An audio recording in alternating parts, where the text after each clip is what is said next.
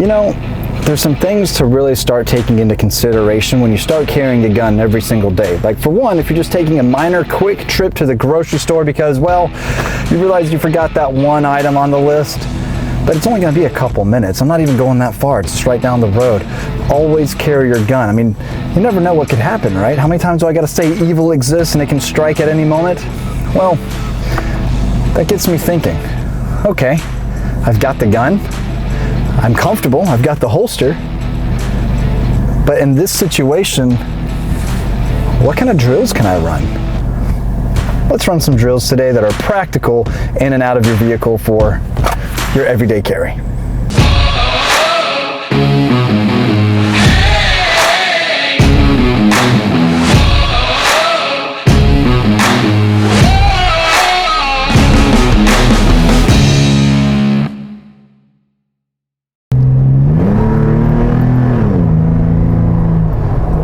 Yep. Yeah, that's about gallons to the mile right there. Anyway, hashtag 4Runner gang, am I right? What's up everybody? Clint today with Classic Firearms, here to have a little bit of fun because today we're going to be running some drills and talking about practical vehicle carry and also practical, well, vehicle drills. Some of you might be wondering, well, what's practical? Because don't get me wrong, I love to run my Grayman tactical Molly panels on the back of my seats here with my Mark 18 or whatever else. And as cool as that is, how often, you know, like what's the likelihood of me actually using that? Good question. My concealed carry, however, more than likely, right? Well, over the Mark 18, that is. But with that, I know quite a few of you are probably wondering, well, how do you even carry in the car? For a while, I used to be under the mindset that I wanted, for instance, to tuck the seatbelt behind the gun, the lap part. Well, then you realize, well, if I actually got into a wreck, that's not going to do me any favors whatsoever. That's actually going to cause quite a bit of pain. And, well, maybe actually carrying a comfortable holster and having the lap part of the belt go where it's supposed to is probably what I should do. So there's a couple of different options out there as far as just carrying goes. But one of the big things that you got to remember is, well, you need to carry. That's probably the most important thing, quite frankly, because if you're not carrying, well, what are you supposed to do if, like I mentioned before, or like I've mentioned in plenty of videos, evil exists and evil comes knocking? What do you do if you're not prepared or you're not ready? So carrying the gun's probably the important part. Making sure you've got the adequate gear, holster, ammunition, things like that, well, that's also pretty freaking important. So all that you got to figure out. And what are some of these drills, you ask? Well, what do you say we go ahead, let's just find out some, right? It looks like we've got ourselves a situation right here, though. It looks like somebody might be pulling up and, what's up? Somebody needs something? Somebody's approaching the window. Sure, you want the car? That's fine, that's fine, that's fine.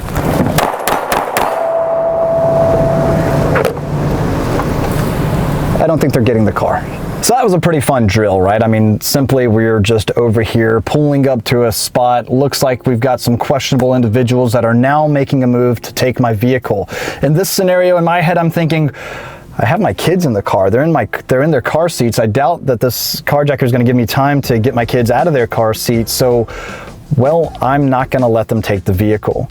Or another scenario that you could possibly think of is, what if somebody barricades you in the front and the rear and you don't have a way of using your vehicle as a battering ram, like you can, to get out of that situation? Now all of a sudden you turn to the last resort, which is your firearm, and should always be considered your last resort. Keep that ego in check and avoid those situations that might cause you to use your firearm. If you can't, well, that's when you got to take matters into your own hands, right? So a couple of those scenarios are some real life things that have happened that we've seen documented footage of, whether it be on a dash cam or be on just surveillance footage, or just people getting home and they're pulling up in their garage and people bum rush them as the garage door is closing. Situational awareness is a really important thing and something that I think a lot of people are forgetting about because of these things, right? head down, just whatever. Even at stoplights, people immediately pull out their phone and they're just waiting for it to turn green. They have no idea that the guy in front of them is also, the guy behind them, who isn't applying any brake whatsoever, full speed, because he's also on his phone and doesn't realize that the light is red, your brakes are on, and that, well, you're now becoming toast, because that's happened more times than we'd like to think about it also. So with that, situational awareness is obviously very important. And a lot of the different footage that we've seen from multiple people is, well, somebody tries to ascertain a vehicle and they use force.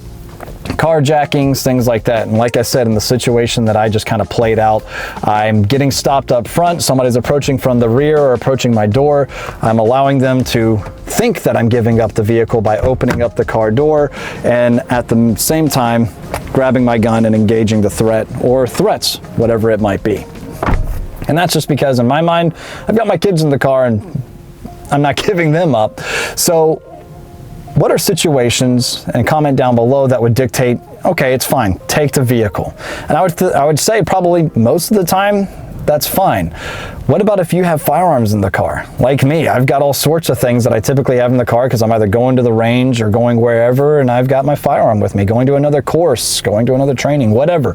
And I've got my guns in the car, and now all of a sudden, let's say somebody that's willing to carjack me for whatever reason, because now they don't want to be associated with any crime that they're about to go commit, because they don't want to have their own vehicle that they're committing a crime with. And now all of a sudden they have more ammunition and firearms they've ever seen in their life, maybe. And they're like, wow, that's at my disposal. I don't want somebody to be in control of my firearms without my permission, so I'm going to try to prevent that from happening. Just things to take into consideration, right? So what are some drills that you could run? What's one of the more popular things that we see when somebody approaches a door or approaches your vehicle? Well, they're typically right here where the vehicle opens. Now, for me, I've got a pretty safe backstop. I'm able to get out here and shoot quite a bit. A lot of you might not be able to do that, so dry fire would be an effective tool, as it often is, and something I always recommend. Get out there, dry fire, shoot a little bit whenever you can, live fire. But at the end of the day, a lot of dry fire practice and also repetitions before you exit your house and go out into the world and you're carrying a firearm, making sure that, oh, I can get to my gun. That's great. I don't have clothing hindering it or anything like that. Cool. So doing these live fire exercises that you see me do, that I put out on the internet, because I want people, well, that like you that are watching, to offer feedback, offer different situations, offer questions even about, like, hey, what if I'm left-handed and I'm carrying as a lefty? This is going to be a lot more difficult because now I'm having to use my firearm like this instead of just comfortably like this right here. Or when exiting a vehicle, this is very favorable to a right-handed shooter because I can grab my gun, get out, and engage wherever that threat might be. Something else you also don't have to worry about typically in these types of situations is after the shooting is done, you don't really need to worry about reholstering. You don't know how many threats might be out there. So for anybody that might be concerned about reholstering in a situation like this, my gun's out, and I'm going to keep it out until I know that the scene is safe. That's how I feel about it. Or if I really need to go, okay, I don't need to be seen with a gun. Me, like I said, I'll probably have the gun out in my vehicle, aware, scanning for other threats or whatever else it might be. So reholstering like I'm currently doing, probably not that big of a deal, I would think. I don't know, let me know what you guys think down in the comment section below. But what I was getting back before is, typically, somebody wants to make entry into the vehicle. They're going to try to get in as quickly as possible. And where is that? That's going to be this opening here. Get out, get out, get out, grab you by the arm, whatever. Me personally, as soon as I start to open up the door, I'm going to do that with my non-dominant hand. Why? So my dominant hand can be getting to my firearm.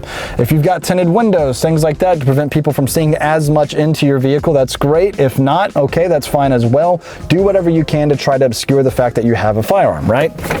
Granted, I have my seatbelt here. What I would probably do in a situation if somebody's at my window, hey, okay, I'm getting out, right? I'm everything here with my dominant hand. Look at this hand, don't focus on this hand, what I'm doing over here. I'm undoing the seatbelt with my dominant hand. Okay, cool, I'm getting out. As I pull this hand away to get out from underneath, I can come in and I'm good. This hand is now out of the way and I'm not worried about anybody or, you know, shooting my non-dominant hand at that point. Or, let's say we're opening the door. Okay, cool, we're coming out. I'm undoing here. I'm here kind of covering and concealing myself. If I need to push somebody away, I can, and I'm coming out here and I'm able to go ahead and get those couple of shots off. Something else to take into consideration before I start actually shooting here is, quite frankly, I doubt I'll be actually using my sights or my optic when it comes to this close of an encounter. And as we know, most concealed carry situations where somebody has to draw in a defensive manner is happening within arm's length. Are you using your sights? Probably not. Is a red dot pointless at that point? Yes. Are your iron sights pointless? Pretty much. And that's why you see a lot of these with, you know, like the LCP, right, by Ruger, just has these groove sights, because you're probably not using it. It's up close and personal type of shit. So with that comes another debate, which if you tune in Monday nights on my live streams, I'm sure we'll talk about it. Optics on your carry gun. Are they useful? Yes, no. I like to have them, even though they are considered another snag point. Okay, just something like that. Anyway, this ultimately allows me to get quick shots off. I'm going to be shooting probably from down here, not so much up here. I just want to get quick shots out of that situation and then most likely leave the scene and get police on the phone. I don't know if it's safe. I don't know if there's more, if he had some friends that might come out to his rescue or what. So I want to get away. Not leaving the area because I don't want police to think I'm just fleeing because I'm doing something wrong, but getting away from that scene to make sure that, well, my family is safe. If they're with me, I'm safe. Nobody else is coming after me, and then get police immediately on the phone. Okay, great. So what we'll do really quick is just go ahead and run a simple drill. Like I said, most likely the criminal, the attacker, the whatever would be coming up from the rear here because they want to get to the opening of the vehicle and get you out of the car so they can get into it. And I just want to get shots on target as fast as possible. So let's get that FPV footage going here. Ultimately, somebody's at the window. Crap, okay, I'm sorry. Yes, all right, you can have the vehicle. I'm coming out, swimming. Awesome, dope. Cool, you're no longer taking my vehicle. Or at least I hope not. How about carrying in the vehicle? What's comfortable? Personally, if you can see this, that's great. I like to have my hoodie, my outer clothing, tucked behind the pistol, tucked behind the holster, and then the seatbelt in front of that, so that way the seatbelt's actually doing what it's supposed to do. So that's a simple drill. Let's do it one more time. Okay. Somebody's at the window. All right, yes, yes, yes, you got it. I'm coming out. Good.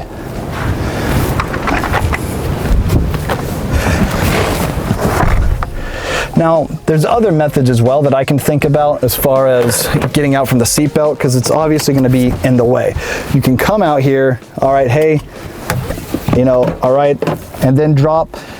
Ultimately, you're going to do what's comfortable for you and whatever the situation might dictate, but I think that would be one we can try really quick. Again, opening and then using this hand, your non-dominant, to get the seatbelt, and then kind of like, okay, hey, all right, you know, go away. Let's just try it and see. Up here, and then done. Let me know what you guys think. Like I said, I'm fortunate enough to be able to practice this stuff very close to home. But if you're not, then go ahead, clear your firearm, and dry fire. Like I've mentioned before, making sure that your clothing isn't going to be hindering you from getting to your firearm, making sure that your seatbelt isn't going to be getting tangled up, making sure that you can actually run these types of drills, or not even run a drill, but making sure that in a situation where you do have to unfortunately draw your firearm, you can get shots on target. So that's just one drill. Somebody approaches the window, right? As we've seen time and time again from dash cam footage, surveillance footage, things like that, people getting barricade in, vehicle in the front, vehicle in the rear. Now where can you go? Nowhere. And so what can you do? In situations like that, it's probably easiest just to give up the car, right? Give up the wallet, whatever else it might be. And then if the opportunity presents itself, take action.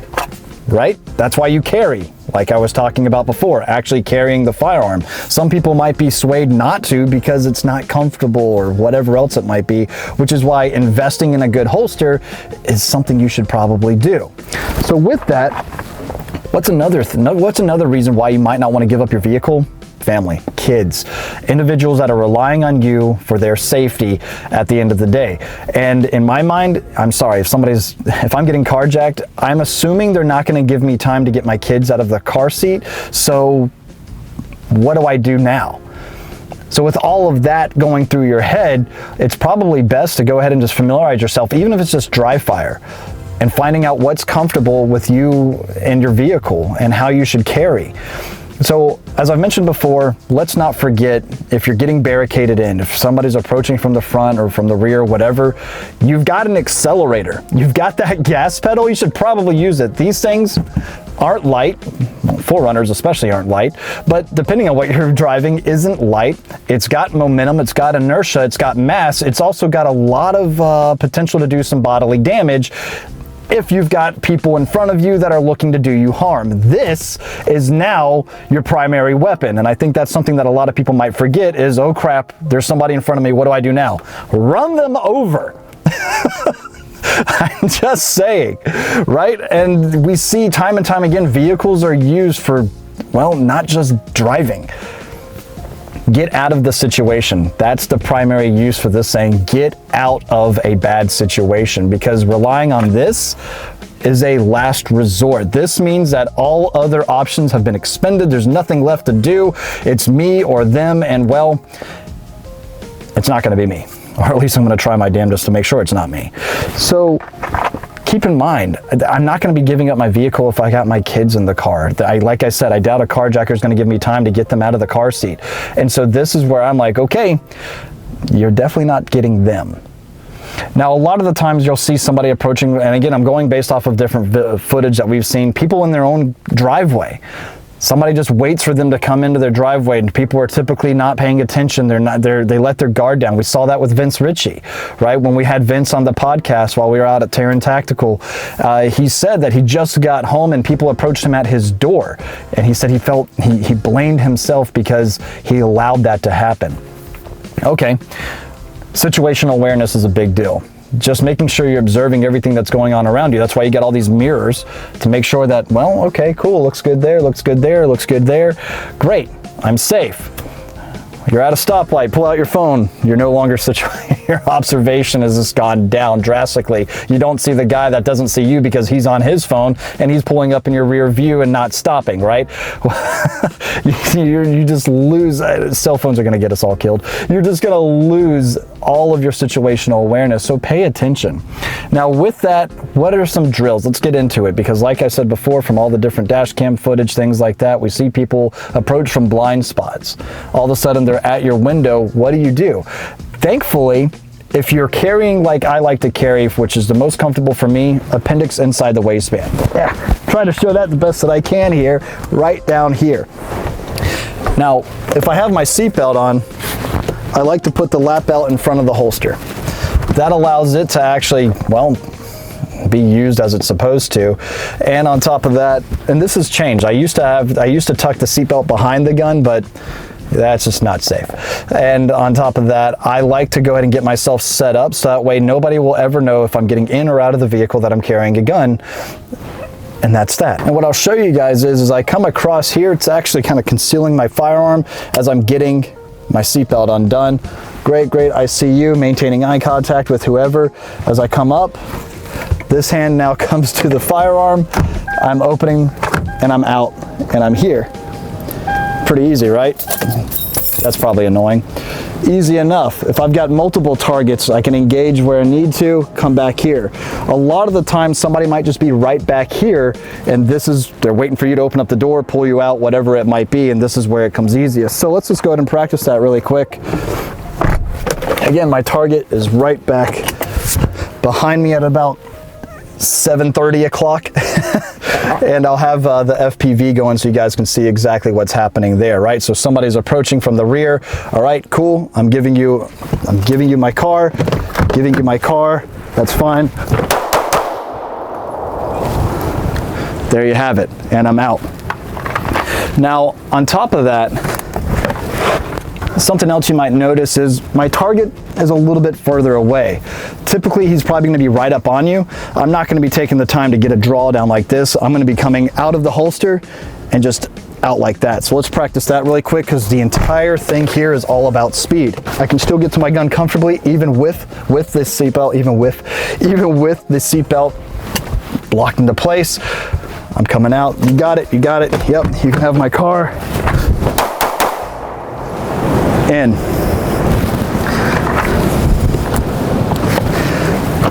So let me know what you guys think. Is something like this practical? What happens now? Let's say if it was just one individual, now they're on the ground, they're no longer a threat, at least from what you can tell. Do you leave the scene? I would say probably get away to a safe area, because the only problem is you don't know if there's more. You don't know if there's going to be more coming at you, rushing you, more with firearms, what kind of weapons they might have. So for me personally, I'll probably leave the area, but immediately get on the phone with the police and say, hey, I just got involved with the shooting. Somebody tried to carjack me, whatever. I had to leave because I didn't know if the area was safe, but I'm still in the area, because I don't want to, leave the scene and then all of a sudden be, a suspect or anything. I'll be happy to meet the police when they get here. That's just my mindset. Let me know. Again, I'm not a lawyer. I'm not anything special. I'm just a dude on the internet that has the capability of, doing this type of stuff and running lots of drills. So let me know what you guys think down in the comment section below, but I'm not likely to give up my vehicle. And that's just because, I might have my family in it and they're staying safe. Now, if it's just me, I'll be a little bit more, okay, I love my 4Runner, that's true, but at the end of the day, my firearm is most likely going to be on me. If I have multiple guns in the vehicle, because, it's just me and another day of my life, I'll probably be less likely to let them take that as well, because I don't know what they're going to do with my guns. I don't like anybody else being in control of my firearms without my permission other than me. So, again, situations like that will dictate what I do, but at the end of the day, it's just gonna have to be something that you guys practice, because you don't know what that situation might be. So getting out there, running little drills like this, if you have an outdoor range that'll allow you to do that, that's awesome. If not, dry firing in your driveway or in your garage, in case you live in a neighborhood and you don't want your neighbors to see you. If you're in an apartment complex or whatever it might be, I don't know, just go somewhere where it's legal to carry firearms and practice this type of stuff. Make sure you're just comfortable. I mean, hell, it's not hard. I'll go ahead and clear. We are clear. I only had one round left anyway. So there you go. We are clear. And let's just say I'm just sitting in my driveway and all I'm practicing is this thing right here. Can I get to my gun if somebody comes to my window? I'm out, I'm open, I'm clear. Awesome. How about getting the seatbelt off if somebody comes to my window? Okay, I'm out here. Here you go. And I come down as I'm getting out, either pushing away, blocking, whatever, trying to obscure anybody's view that might be able to see my hand drop down and get to my gun in my holster. This isn't a lot of visibility. So this is something that you could practice wherever you need to, but the reason I say this is it's like dry firing. Ultimately, at the end of the day, it's making sure that you can get to your gun. Your clothes aren't going to be blocking you. Your steering wheel, you're not hitting your steering wheel on the way out. Whatever it might be, just these little things to take into consideration. And the most important thing is actually carry. Actually carry your firearm and go to training courses too that might allow you to do vehicle stuff like this. I mean, there's definitely carrying firearm in and out of the house, carrying firearm in and out of the vehicle, all sorts of different courses that are out there, and make sure you're going to places that actually have certified instructors with reputation as well. And that's ultimately why I like to do these videos, to provoke thought and conversation. A lot of you internet individual types will get on there and be like, oh yeah, just another trainer or something like that, internet, whatever. It's like, I'm not claiming to be anything other than somebody that likes to provoke thought and inspire people to actually carry their gun and get out there and do that, because we got more people carrying their firearms, more people exercising the Second Amendment. Hopefully that's more people willing to stand up and fight for the Second Amendment as well, because there's a lot of people willing to fight to take it away. Keep that in mind. And support organizations like, Gun Owners of America. All right. So there you have it. Let me know what you guys think down below in the comments section. Is this something that you guys find useful? Right here. just let me know. This type of stuff I think is, at the end of the day, could be pretty useful. Again, inspiring thought and getting you guys down to the comment section to leave, you know, I don't know, feedback, different drills probably to run. What if there's people coming up from this side here, passenger window, right? What if you're left-handed? That's actually a really good question, because you're at a little bit of a disadvantage. If you're left-handed and drawing from here, it's going to be difficult to come from here. If you're in the passenger seat and you're right-handed, same type of situation, right? So it's going to be very difficult to try to maneuver on somebody whenever you're having to carry or go like this. So it's just a whole different ball game and something that you're going to have to practice. Obviously, I need to practice because I'm wanting to do this here, which is a really bad idea. So something like that, and then if you're opening and then having to come around this way. Yeah, if you're left-handed, that's going to be tough. So that's something that I'm going to probably work on and just practice, so that way if, you know, anybody does ask, I can say, well, here's what I've tried. The other option is don't carry left-handed. I'm sorry, you know, what can I say? Learn how to shoot right-handed.